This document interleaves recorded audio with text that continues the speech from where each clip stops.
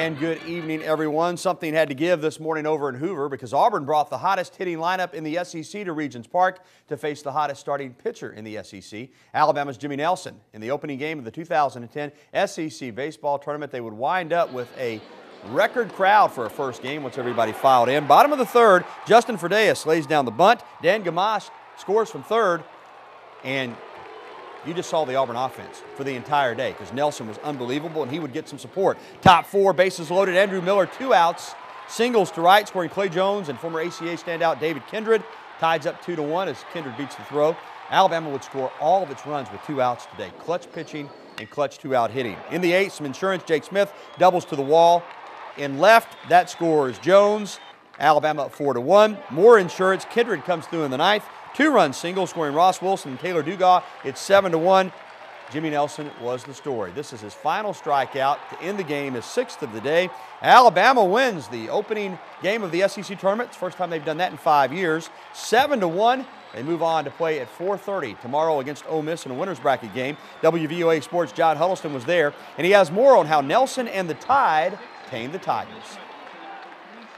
On his 45th birthday, Coach Mitch Gaspard got a present from his team in the form of timely hitting and good starting pitching.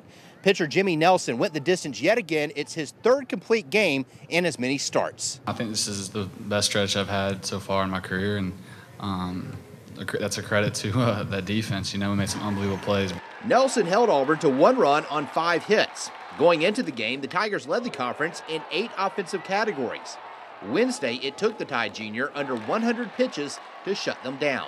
You know, 97 pitches in a complete game against an offensive team like Auburn just doesn't happen very often. He did a great job today from pitch 1, mixing his pitches, working down in the zone, keeping us off balance.